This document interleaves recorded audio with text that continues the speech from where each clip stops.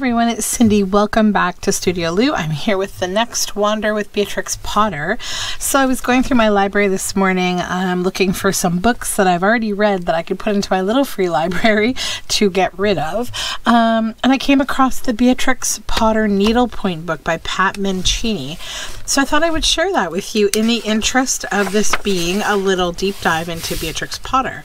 This is a really cute book and I have not made anything out of it yet, but I want to. Let me get into some of the projects and just show you how cute they are. So the book itself is sweet. It's been illustrated with some of her lovely, images. So we have a Jeremy Fisher tea cozy. And the pattern. And then we have squirrels on a log fire screen. And the project is here. Good for any kind of cross stitching or other like needlepoint type thing. A Tom Kitten cushion. So cute. Look at this picture of the cat sitting beside it. So sweet. And there's the project. And then we have a patchwork shawl. Just in those colors, the creams, blues, and browns of Tom Kitten's cushion. Fruit design pelmet tieback and cushions. Pelmet, is that what this thing is? I thought that was called like a, not a sash, but I don't know, I think my parents called it something else when I was a kid. I always found them kind of like weird, like an unnecessary thing. There's a little kid with the book and the shawl, and then we have the Hunka Munka floor runner. Here I tried to recreate the rug in the doll's house from The Tale of Two Bad Mice using the tiny piece shown in the very last picture of the book as a starting point. So right there, that's a really lovely way to be inspired just from this tiny little, image.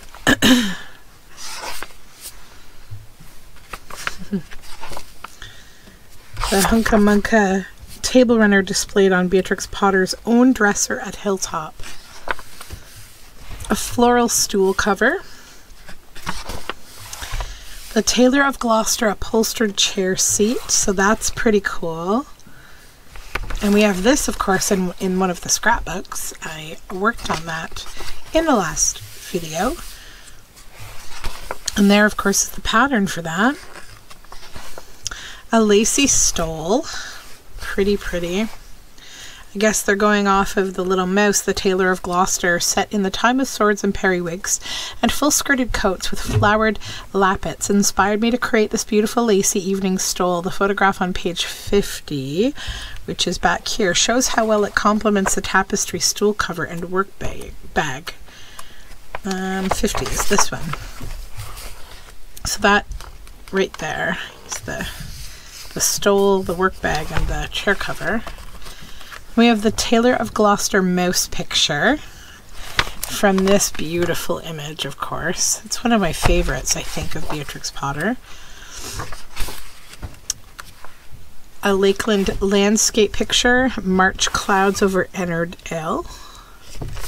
That's a landscape picture. And there's the pattern. Hilltop by night picture. So it's from that. That's the pattern. Cradle or pram cover. Pretty cute. Those colors are so sweet. Mrs. Tittlemouse's basket lid.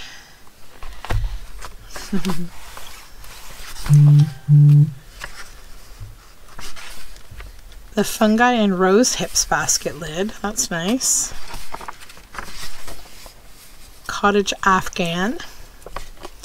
Beatrix Potter left many sketches of rugs and warmers of various sorts, and her picture book characters are often adorned in shawls and plaids. I have tried to capture here a patchwork textured effect worked in colors to reflect the cushion.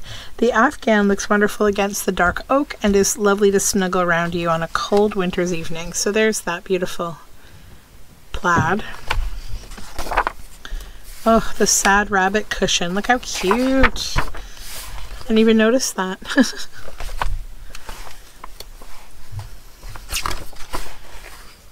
Helen Beatrix, 1866 to 1943. So it's a birth sampler, counted cross stitch. And then here some more, the foxglove bell pull. That's pretty. Rose rug. You could really apply these patterns to anything you wanted though, you know.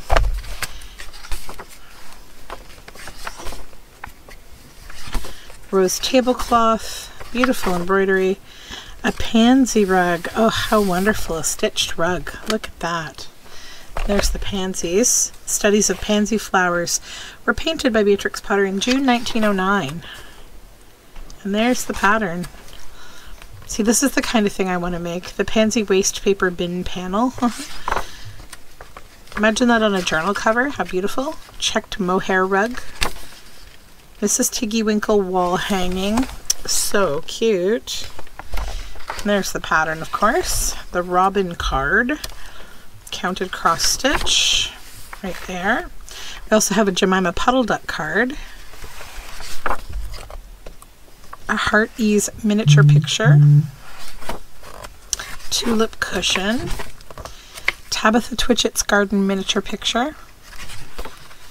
And then addresses in the back for suppliers. So that's pretty cool, right? I found that book thrifting quite some time ago with the intention, I think when my kids were little, to like make them some baby stuff, but I could still stitch something like that on a dress for my daughter, no problem. So we covered this yesterday, and now today we are heading into the land of Squirrel Nutkin. This is a tale about a tale that belonged to a little red squirrel. So begins the story of Nutkin, an excessively impertinent squirrel who lives in a wood at the edge of a lake with his brother Twinkleberry and the other squirrels. It's also the story of old Mr. Brown, an owl who lives in a hollow oak tree on an island in the middle of the lake. He does his best to ignore Nutkin until one day Nutkin goes too far. Squirrels afloat. Beatrix Potter first heard about the squirrels in 1897 on vacation in the Lake District. A lady living on Derwentwater wondered how they crossed the water to gather nuts on her island. In a picture letter to Eric Moore, Beatrix drew squirrels on rafts using their tails as sails. In the fall, when the nuts ripen, Nutkin and the other squirrels build little rafts of twigs and paddle over the water to Owl Island. In 1901, back in the Lake District, on vacation, Beatrix sent the story of Nutkin in a letter to Nora Moore. She also showed it to Warren, which was eager to have another tale. She began to get ready, sketching squirrels, owls, and woods, and rewriting parts of the text. So there's Nora. I think the squirrels and owls, as well as Jeremy Fisher, are some of my favorite images, especially just these owls. Like, I think this is some of my favorite work from Beatrix Potter. Rupert Potter photographed Derwentwater while on vacation in 1896 with old Mr. Brown's island in the middle. Beware the owl. Unlike Nutkin, Beatrix and her brother Bertram knew better than to underestimate an owl. We have got a tame owl, she wrote to Eric Moore in 1896. He eats mice. He sits with a tail hanging out of his mouth. Nutkin writes to old Mr. Brown, Dear sir, I should be exceedingly obliged if you will let me have back my tail. I will gladly pay 3 bags of nuts for it, if you will please post it back to me. I have written twice, Mr. Brown. I think I did not give my address. It is Derwent Baywood. Yours respectfully, Squirrel Nutkin. And then this is a beautiful owl here. The squirrels always bring old Mr. Brown a present, but Nutkin plagues him with riddles. Then all at once there was a flutterment and a scufflement and a loud squeak. Sell Nutkin. Old Mr. Brown may have had his doubts, but the public adored Nutkin. The Tale of Squirrel Nutkin went on sale in August 1903. Within weeks, children were writing to Beatrix about Sell Nutkin. It seems an impossible word to spell, she told Norman Warren, but they say they have read it right through, and that is lovely. By Christmas, her father found a toy squirrel that was already being sold as Nutkin. So this is by Farnell & Co., 1903. I love this primitive feeling, you know, burlap kind of texture with the mohair tail. So this is Squirrel Nutkin. We can get into Squirrel Nutkin. I think next we'll get into the Lake District, because that's what's coming up here. I suppose we could cover both today, maybe. I'm trying to think of ways to bring you as much as possible from this book, because there's just so much here. But in order to do this, and these books to not take me 500 years, I want to, like, you know, get through a bit in a video. So maybe let's look at the Lake District in this one as well. Because I've got to think anyways, what do I want to do with these Squirrel Nutkin pages? I think they're going to be fun to play with. I like the idea of taking like one chapter and making a page with that in each of the books. So the Lake District. Beatrix first visited the English Lake District when she was 16, and her father rented Ray Castle on Windermere. In the years that followed, the Potters spent many more summers by Windermere on another lake, Derwentwater. Beatrix loved the countryside there. It became the setting for the world of Peter Rabbit and his friends. So this is the family on their first vacation in the Lake District. These are background sketches for Owl Island, where the squirrels go to gather nuts. This is Beatrix Potter above here in her carriage near Windermere in 1889. The 3-in-1 sketchbook. In the summer of 1903, while staying at Faw Park, Beatrix was working on 3 tales. Her sketchbook includes backgrounds for all 3. She lists them on the final page: Mrs. Tiggywinkle, Newlands, Faw Park, Benjamin Bunny, Derwentwater, Squirrel Nutkin. So Squirrel Nutkin is set in Derwentwater, so it's a good thing I'm covering this all today. The Potters rented 2 houses on the western side, Lingham and Fall Park. From there, Beatrix set out to explore Nutkin's woods along the shore, St. Herbert's Island, home to old Mr. Brown, and the Cat Bells Hills and Newlands Valley beyond. I love the idea of being able to just travel to, like, study your, you know, your topic at hand as an artist. Beatrix enjoyed walking along the shore or up the hills. There were other excursions too. A steamboat ferried passengers across Derwentwater to the far side of the lake. The family carriage took the Potters to local market towns and historic sites. Beatrix could take the pony and carriage for short drives to visit people, or simply to enjoy the fresh air and scenery. Her journals and her books are full of little details she noticed along the way. Visitors can still walk in Beatrix Potter's footsteps and admire the same views, thanks in part to her friend Canon Rawnsley. In 1895, he helped set up the National Trust to preserve the local landscape and way of life. Beatrix was an early supporter, and the trust continues to work to do its work to this day. And Beatrix is one of several, like, very wealthy people who are also famous in Britain, who have donated incredible amounts of land to the National Trust, as well as artifacts and all sorts of things. At the time of her death, she was actually the largest donator of land to the National Trust. She, I forget how many hectares, but I want to say like in the tens of thousands, like around 25. I can't recall, but like, yeah, she had a lot of land, and she's the reason the Lake District is still preserved. So we have these pages to work with. I'll leave this one here because we'll get into a little bit more of Peter Rabbit tomorrow, or the next day I do this. I think we'll go through the next bits, maybe in brief though, because we've already kind of looked at Peter Rabbit quite a bit, so we might get into the next thing. But today is all about Squirrel Nutkin. So let's get the book out of the way.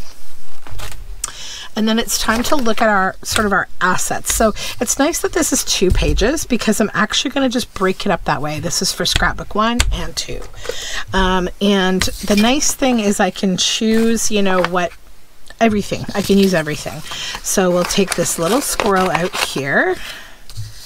I'll take this photograph of this squirrel as well.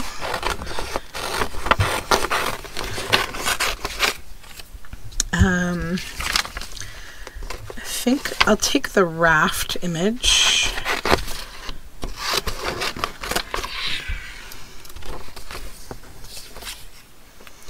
I might take the description too of the Owl Island that goes with this image. Then the story for Nora.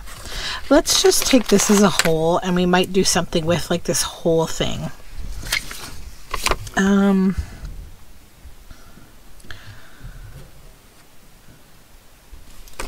think I want to make a piece of ephemera with this that has this whole little story and image. And then on back here we will save this little image, though it won't be related to what we're working on right now. It will be fodder for the other books. Sounds like my dog's getting in trouble for jumping up on the table. He is such a beagle, my goodness. We're always having to tell him to get down. So let's take this beautiful, like, squirrel nutkin toy. So cute. Obviously the big owl. We'll do something cool with that. We have to. I'll take the Derwent water, but I'm not sure if I'm going to use it. I clearly will be using both of these illustrations. And then obviously this little letter where Nutkin writes to old Mr. Brown. I don't think I need that stuff now. Okay, so these are our 2 piles of things to make with.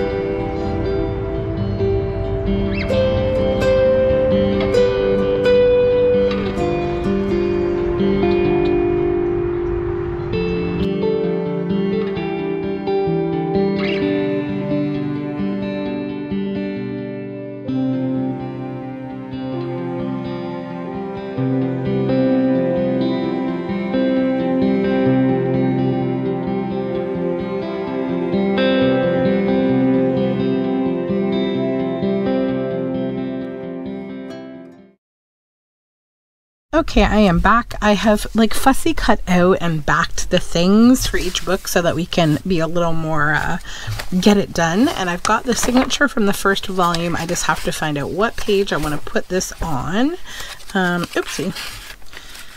Where did that go? Oh yeah, in here. Yeah. I took it out so that the glue could dry and forgot to put it back in. Also, excited enough, I fixed my zoom. Remember I was having an issue with my zoom not zooming in and out. I fixed it. Somehow my camera defaulted itself into a different mode that doesn't support zoom. I have no clue how that happened, but you know, things do like to keep me on my toes. So this piece of fun Beatrix Potter Peter Rabbit kind of paper, I wanted to use that. I'm going to tuck that in here as a large piece of stationery for this book. And here we go. Here are some good blanky blank pages.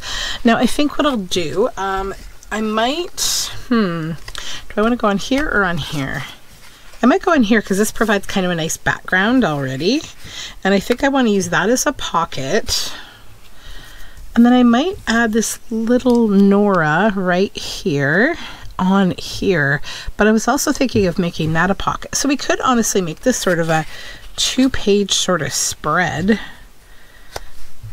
That's the nice thing with this kind of a scrapbook, is like I have some freedom here to kind of play around because I don't got to fill everything up, right? It's just, maybe we'll do that. I like that.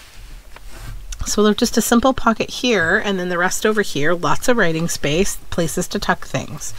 So let's get gluing. That was easier than I thought it was going to be. Okay.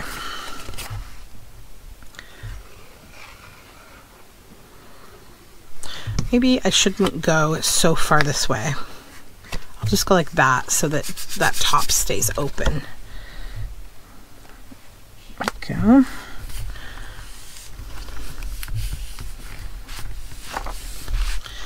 Then we need to glue her on here. So when I took my break, I actually went for a nice walk.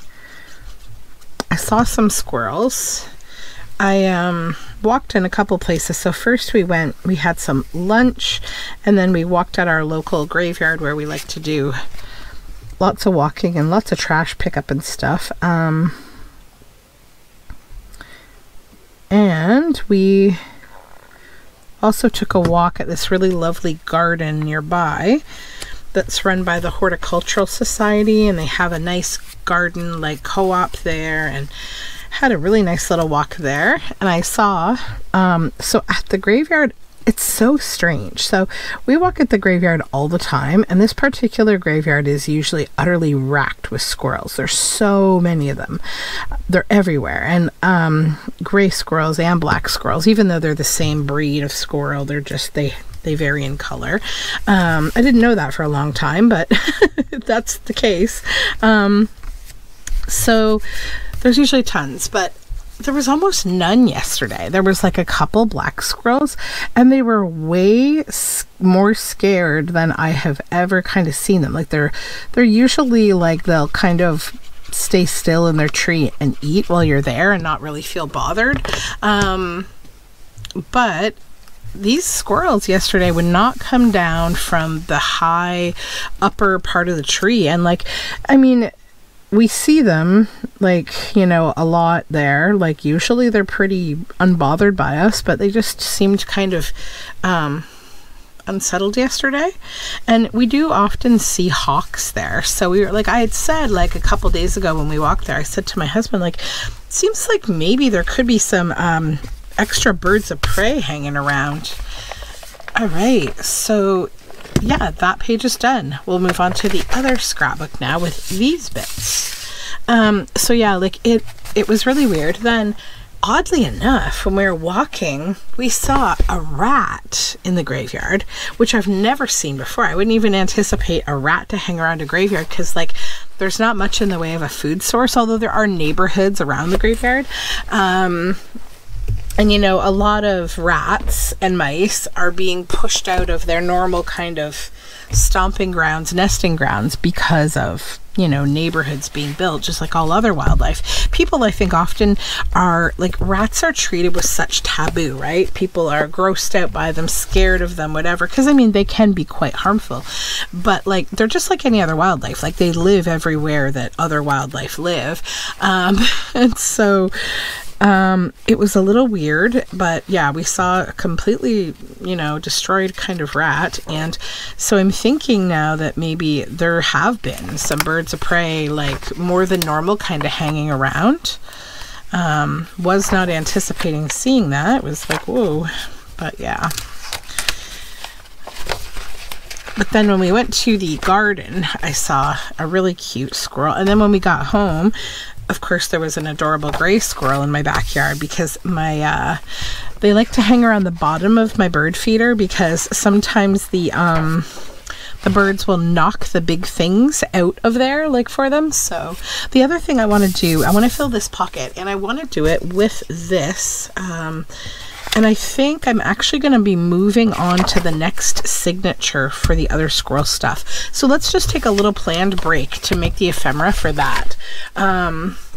While we're here, it will be quick. So a while ago, Mary Ellen at Red Parrot gave me this beautiful envelope, and inside of it is this nature conservation species at risk write up about these beautiful stamps. Look at those. And because this is a conservation kind of thing, these are from 1986, I want to use this in the book. So I do want to cover, though, Miss P. Locke, her address, just in case, you know, she still lives there. I doubt it, but we don't know that, so let's not send her personal info out into the world. Maybe, oops, I did not make that long enough. Let's use this piece. Okay. So yeah, squirrels are very funny, and I know people have kind of a love-hate relationship with them depending on how they kind of come into your life. My girlfriend is terrified of them. And then another one of my girlfriends had the really like hilarious to me situation where her husband was in the backyard barbecuing and he had his shirt off and a squirrel like fell off of their roof onto him without his shirt on near the barbecue, which of course, you know, caused both of them to feel panicked, and like scratched him like so many times. It was it was actually really funny, and I don't know. She told me about it and I was like dying. And her husband was like, "Yeah, you should see my back, neck, and chest. It's not funny." But that's just one of those hilarious situations where like, how do these things even happen to you? Although with him, this doesn't really surprise me because, yeah. Okay, so now we have this, and I'm going to glue on the back of it some backing so it can be like a big journal card, because I like the front of it, but we do want to have like some writing space on here. Get some paper. That's a nice color. Yeah, it's got like a yellow tone on the back. Okay. Just cut this out.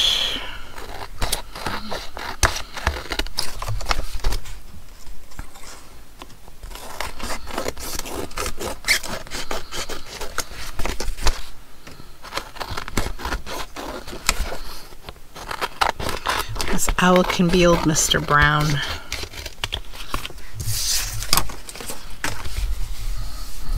Perfect. Now, let me grab my snippets of things. Oh yeah, I have, just reminded myself I have this project my daughter has every week. She does homework that is all centered around a poem, and they put it in these duotangs, but like her duotang has gotten so gnarly I need to replace it. I said to her, like, leave your homework folder with me. I'm going to replace everything in it because it's kind of a calamity. Maybe we'll put him on back here in this little bun there. No, not that one. No. Oh, what do we want to use?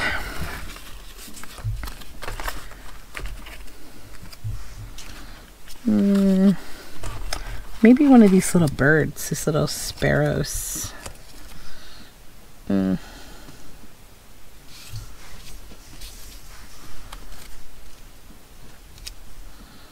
Yeah, that one. I like that one. Okay, so let's just ink him up a little.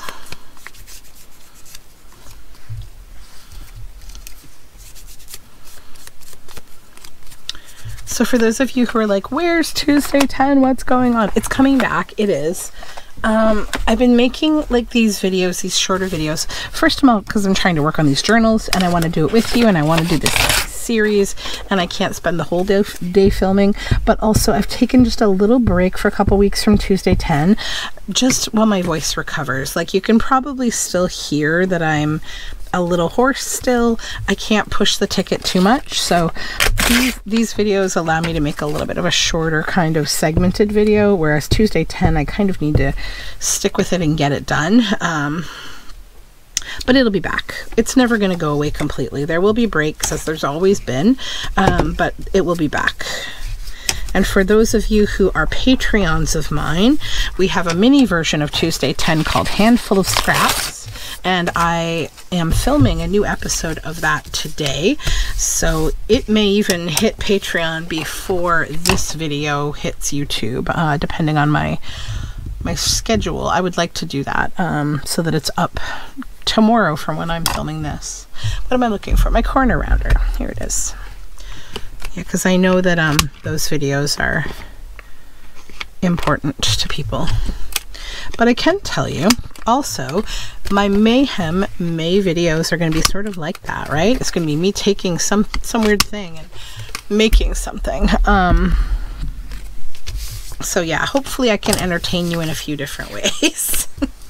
So let's pop this in its envelope and we're good to go with that little piece. I love that.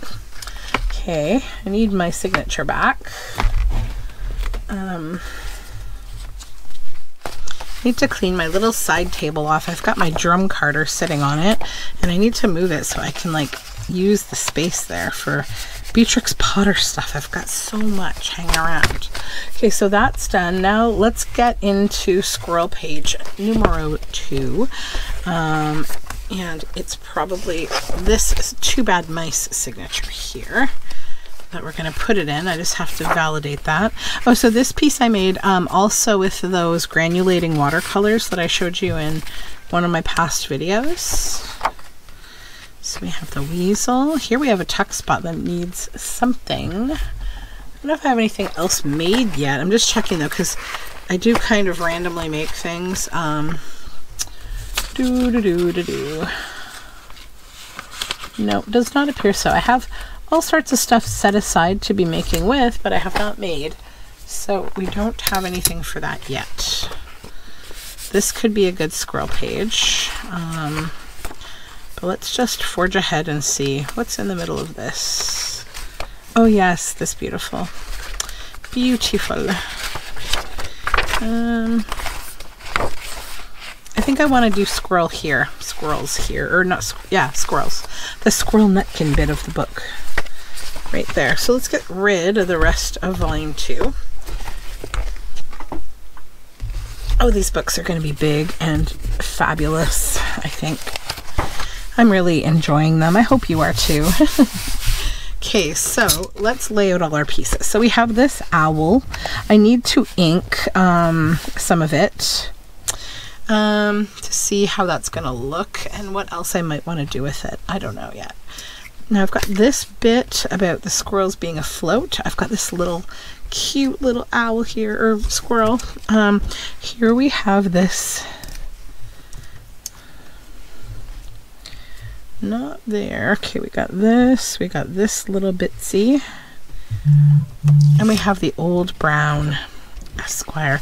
You know, it's funny, I almost don't like this. I don't want this in the book. I think it looks weird. I feel like it doesn't work. I'm gonna just set this aside, I think, and think about what I want to do with it. It just isn't vibing for me. I don't know. This is gonna go over here. Then this little old brown owl island will go here. And these squirrels afloat. This is in the Derwentwater sketchbook. I wanted to keep this little bit, so I think I'll tuck that in here, like so. And then we have these little squirrels. We could move that over a titch and just kind of put them there. Or does it make sense? No, I don't like the red on that page. Also, nothing says this has to stay together. Or maybe this isn't the right page.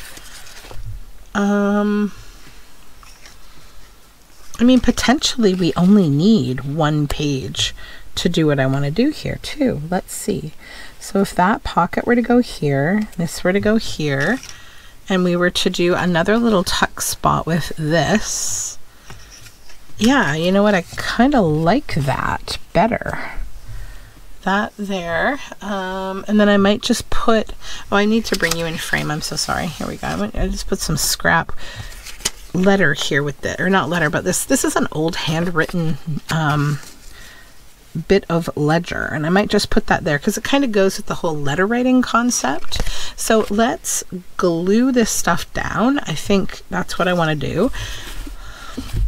And then, yeah, this page will be done, and we'll be through the Squirrel Nutkin portion of things here.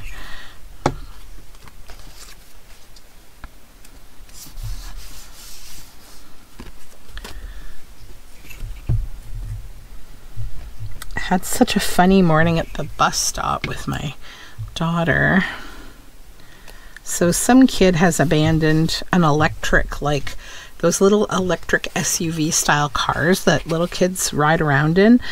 Some kid abandoned it at the park where our bus stop is, and oh my goodness, these kids, like all the kids at the bus stop are just enamored with this thing. And they're all like playing in it, and like it doesn't really work. I think it's run out of, like, it can't charge, or it has no like real good power. So they push each other in it, and they are so funny. It's just like a whole gaggle of them all just running along beside, pushing each other, and oh my goodness. I was just like, please don't get hurt, guys. My daughter already, like, last week she just, ooh, she really bonked herself good. I like that there. She's better now, but she gave herself an almost shiner, I would say. Like, you're gonna give me gray hairs. I'm gonna get gray hairs.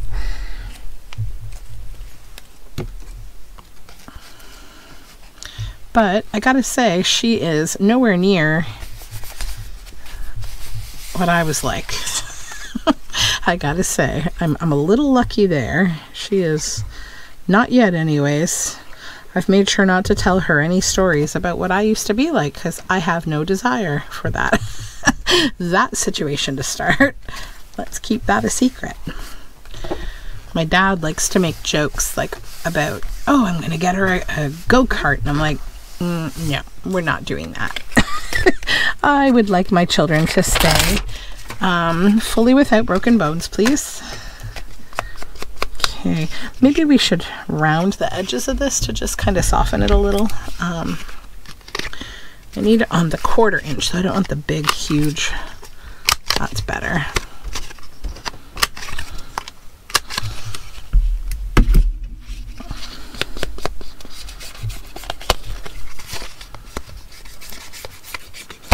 Good. Okay, and then we'll tuck that in here. And there's our Squirrel Nutkin page for this book. I'm just going to go around it with a little ink because I want it to be a little more grungy. Not grungy, just kind of given a little bit of a more vintagey look. There we go. So that is the video for today. I hope you had fun. I sure did. I loved working with the squirrels. And I'll talk to you next time. Bye for now.